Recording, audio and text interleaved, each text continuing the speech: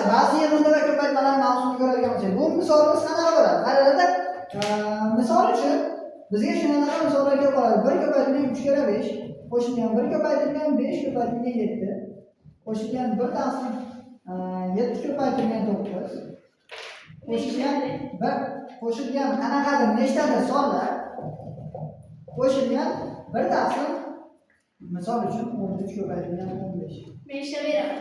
Mana shu misolni nima qilaydi? Hisoblang deydi. Xo'p, buni qanaqa hisoblasak bo'ladi? Misol uchun mana buni hisoblasak 1 taqsim 45 taqsim 6. Ha, yaxshi. Faqat endi oxirigacha ko'ramiz. 5 taqsim 7, ikkalasiga ko'paytirsam 1 taqsim 35, 1 taqsim 63, yana 1 taqsim nechidir, yana nechidir. Qarasanglar faqat taqsimlarni ko'paytiryapti, to'g'rimi? Xo'p, buning uchun bizda umumiy bitta formulalarimiz bor. Ya'ni qanaqa formula degan bo'lsalar, a ning n'sidan ayiraman a ning birinchisini. Va mahrajda qiladigan ishim b ko'paytirilgan a da 1 ko'paytirilgan a da n'si. Yagona a da 1 nima, a da n'si nima o'zi bu degan bo'lsalar, bu a da hadlarimiz. A da birinchi degan, ya'ni mana bu hadimiz. Ya'ni mana bu necha? 3, bu 5, 7. Endi a ning n'si degani qaysi? Oxirgi had, ya'ni a ning n'si mana bu 5 hisoblanadi. Endi o'rtasidagi d degan bo'lsak, mana bu ikkalasining o'rtasidagi farqlar. Ya'ni bu ba'zida 3 bilan 8, 8 bilan yana necha bo'lishi mumkin? 13 bo'lishi mumkin. 13 bilan 18 shunaqa har xil bo'lib ketishi mumkin. Demak, Asadbek, bu bo'yicha ishlaydigan bo'lsak, nima ish qilamiz ekan? Ya'ni a ning n'si nechaga teng? 15 ga tengmi? 15 dan ayiraman a ning birinchisi nechaga teng? 15. 3 ga teng. Birinchisi mana bu 3 ga teng. Xo'p, endi mahrajimiz ikkalasi orasidagi farq nechaga teng? 12. Ya, 12. 2 ga teng. Yo'q, ikkalasi farqi mana buni aytayman. 3 va 5 orasida nechaga farq bo'lyapti? 2 ga farq bo'lyapti. 2 ko'paytirilgan. Birinchi hadimiz 3. Oxirgi hadimiz 15 bo'lyapti. Hisoblasam 12 taqsim. Mana bunimiz 6 ko'paytirilgan 15 bo'lib qolyapti. Ha. Bu bilan buni qisqartirib olsam, 3 ga qisqartirib olsam nechta bo'ladi? 4 ta bo'ladi. Bundachi 5 ta bo'ladi. 4 bilan 6 qisqartirib olsam 2 ta bo'ladi. Bu yerdachi 3 ta bo'ladi. Hisoblasam 2 taqsim 15. 15. Nechta o'tib chiqadi? 12 taqsim 45. 12 taqsim 45. Demak 2 taqsim. Olsun. 1 taqsim 45 dedi. Yo'q, 46. 6 taqsim 45 Demak, dedi. javobimiz 6 taqsim 45 to'g'ri chiqadi. Demak, bu birinchisi, shundan ko'ra nima ish qilganmiz? Ikkinchisida yana bitta ko'rishimiz mumkin bo'ladi. Ikkinchi misolimizda 1 taqsim 1 ko'paytirilgan 2 qo'shilgan 1 taqsim 2 ko'paytirilgan 3 qo'shilgan xuddi shu tartibda qo'shilgan 1 taqsim 999 ko'paytirilgan 100. Ya buni mana qilamiz ekanmiz, xuddi hozirgi qilgan ishimiz. Nima qilik? Birinchi hadni necha? 900. Oxirgi hadni 999. Demak, 1000 dan ayiraman nechini? Birinchi hadni 1 ni va mahrajimizda ikkalasini orasidagi farqni 1 ko'paytirilgan oxirgimiz 1000. Hisoblaydigan bo'lsam 999 taqsim 1000 degan javobimiz bo'lib turadi. Bu degani 0 butun nima bo'lib qoladi? 1000 dan 999 degan javobimiz bo'lib qoladi. Endi yana bitta chiroyli narsa, agar ko'paytiramiz 1 dan boshlanib va nechagacha ko'paytirilgan bo'lsa, misol uchun uchinchi misolga qo'yaylik. Mana 1 taqsim 1 ko'paytirilgan 2 qo'shilgan 1 taqsim 2 ko'paytirilgan 3 qo'shilgan 1 taqsim 3 ko'paytirilgan 4 qo'shilgan nuqta qo'shilgan 1 taqsim 999 99 ko'paytirilgan necha bo'lsa 100 bo'ladigan bo'lsa, bunaqa misolda agar xuddi shu tartibda bo'ladigan bo'lsa, ko'pcha narsa 0.99 qo'yasiz, ya'ni 100 dan 99. Boshi bir bilan boshlaydi. Baribir boshi bir bilan boshlayapti, shunchaki bu ayrilib ketsa 99 chiqadi. Hadlari ham bunisi ham birga teng, bunisi ikkalasi birga teng, to'g'ri? Ha, bu amaliyat testlarda foydalanadigan usul. Lekin aslida bu usuldan foydalansak chiroyliroq bo'lardi. Demak, yaxshi. Yana bitta misolimiz bor ekan. Necha bo'lishi mumkin? Xo'p, 4-savol. Ha, beraman. 2 taqsim 5 qo'shilgan 1 taqsim 5 ko'paytirilgan 8 qo'shilgan va hokazo qo'shilgan 1 taqsim 23 ko'paytirilgan 20 necha? 6. Endi bu misolimiz qanaqa ishlanadi? Endi birinchi hadda yozib olamiz. Necha chiqadi dechki? 26. 26.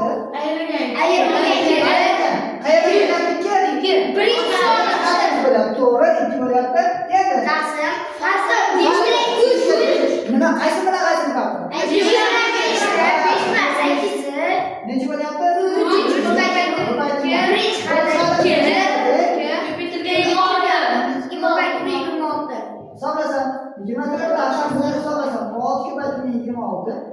9'lar kelsa 4 qolyapti, to'g'rimi? Ha. Bu bilan 9'lar kelsa 2 ta qolyapti. 2 taqsim 13. 13. Demak, javobimiz 2 taqsim 13 degan javobimiz kelib chiqadi. Biz ham ishlaylik, chiqadi. Ha, bo'ldi, hozir ishlaymiz. Hozir 5 talarni ko'rsatib qo'ygan bo'lsa, keyingisi 5-siga keladigan bo'lsa, 1 taqsim 15 qo'shilgan 1 taqsim 35 Bular qanday qo'shilgan 1 taqsim 63. Xudo ko'rsatmasin, shunaqa misollar kelib qolsa, qanaqa ishlaymiz deyishadi-da, biz bilmadik. 1 taqsim 255. Bularni ham shu usulda ishlaymizmi? Domla 7. Domla 3 ko'paytirib 5, 7 ko'paytirib 7 ko'paytirgan 5. Ya'ni mahraja shunaqa bo'lamiz hammasini. Cholamiz. Demak, bizda mana bu misolimiz bor edi. Birinchi misolimiz. Bu yerda yayib berilgan, bundachi birlashtirib berishgan. Ha, buni yayib oladigan bo'lsa, nima bo'lib qoladi? 1 taqsim 3 ko'paytirgan 5 qo'shilgan 1 taqsim 5 ko'paytirgan 7 qo'shilgan 1 taqsim 7 ko'paytirgan 9 qo'shilgan 255. 13 ga 15. 15 ga 17 emasmi? 15 ga 15 255, 225. Ha, 15 ga 17 qo'shilgan 1 taqsim 15 ko'paytirgan 17 degan javobimiz kelibdi. Endi qiladigan ishimiz yana 17 dan ayirma nechini? 3ni. To'g'ri? 1 chiqarib 3 ga teng. Xo'p. Endi ko'paytirib 17. 17. Sonrasi 14 taqsim 3 ko'paytirgan 17 qilaylik. Bu bilan bu qisar ketsa 7 qolyapti-da. 7 taqsim nima qolyapti? 51. Ya'ni 7 taqsim 51 degan javobimiz hozir bo'lyapti ekan. 7 taqsim 51 degan javobimiz qancha turibdi? Ha, degan javobimiz. Biz taxmini to'g'ri chiqdi. Yaxshi. Keyingi misolimizga keladigan bo'lsak, yana necha bo'lishi mumkin?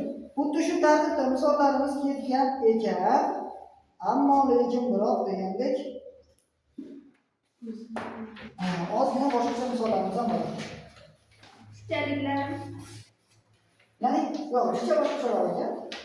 Endi Taqsim. qarab turamiz, bitta mana shu misolni tushuntiraman, ko'radi.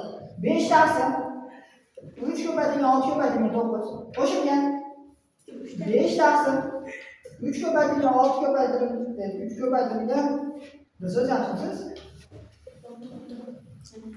qo'shilgan 5 taqsim 3 ko'paytirgan 12 ko'paytirgan 15 qo'shilgan 5 taqsim 3 ko'paytirgan 7 ko'paytirgan 27 ekan 27 ko'paytirgan shunaqa misollarga bo'lsa nimalarni 6 men ammolar farqini 6 qo'yamiz. Ammolar farqini 6 qo'yamiz. Ha, 3 qo'ysa bu bilan 3 to'g'ri keladi. Bu bilan yo'q. 3 to'g'ri.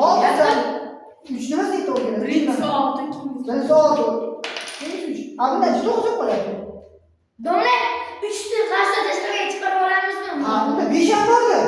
Ana endi qarangda 5 taqsim 3 ko'paytirib qarshi ichiga kirgizib olamizmi? Ha, qaranglar, biz mana buni narsa bor. Misol uchun 5 ko'paytirilgan 2 qo'shilgan 5 ko'paytirilgan 4 qo'shilgan 5 ko'paytirilgan 3 bo'ladigan bo'lsa nima qilamiz bunda?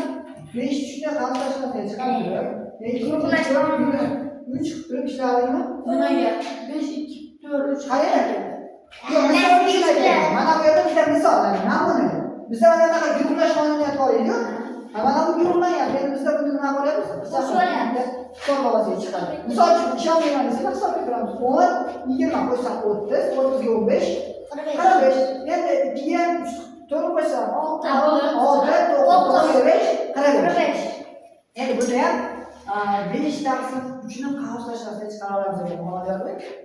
5 taqsim 3 ni shunday qavs tashqarisiga chiqara olsa, nima qoladi? 1 taqsim 6 ko'paytirgan 9 qo'shilgan 1 taqsim 9 ko'paytirgan 12 qo'shilgan oxirgisi oxirgisi necha? Qo'shilgan 1 taqsim 3 ko'paytirgan 7 ko'paytirgan 30 mi? Ha, endi shuni ishlaymiz. Endi xuddi shuni nima qilamiz? Ishlab tashlaymiz. Avval bizma yerda qavs tashqarisida necha bor edi? 5 taqsim 3 bor edi. Ko'paytirilgan edi. Endi ichida qavs edi. Xo'p, 30 to'g'rimi? 30 dan ayira olaman nechini? 6 ni. Birinchisi 6 ni ayira olaman. Mahrajga necha yozaman? 3 ko'paytirilgan 6 ko'paytirilgan 6 ga teng bo'lyapti. 30 ga teng bo'lyapti. 24 taqsim 5 ko'paytirilgan 24 taqsim 18 ko'paytirib o'tdi. 3 ko'paytirilgan 3 ko'paytirilgan 6 ko'paytirilgan 24 bilan 3 qisqartirib Xo'p, 20 Domla. Olti bilan- bitta. qani? Qarshi ichidagi Olti bilan 24 qisqartirsa 5 kara 4 20 bo'lib turib bitta nol bu bilan ketyapti, to'g'rimi? Bitta nol yerda ichi qolyapti. Bu yerdan tepasidan ichi qolyapti, to'g'rimi? Shunda ham shunday qoladi. shunday. Aniq e'tiborda shunchaki haligi bu bilan buni demadimda hisoblayapman. Suratida nima qoldi? Suratida ikki qoldi. Mahallasida 3 3 bo'ladi. 20 demak ikkitasi 27 degan qaysi yoqda turibdi? S joyimizda turibdi ekan. Qiymas ekanmi? Yo'q. Mana bunaqa misollarni sizga jicha diqqatliroq bo'lamiz. Qanaqa? Bitta ikkita bo'lsa chiqadi. Bularda mana bu suratda 2 ham kelib qoladi, 5 ham bor. Mahallachi bo'lmasdan, misol uchun. Xuddi shuni mana bu uchun yo'qlar ham kelib qoladi. Xuddi shuni ham qanaqa ishlaymiz ekan? Shunaqa ishlab qolamiz. Yaxshi bo'ldimi? Ba'zi yerdalar shunday bo'ldimi? Xo'p, bitta ishlaymiz. O'rtada yana chiqmagan savollar chiqishi mumkin. Keyin ular ko'rib olamiz.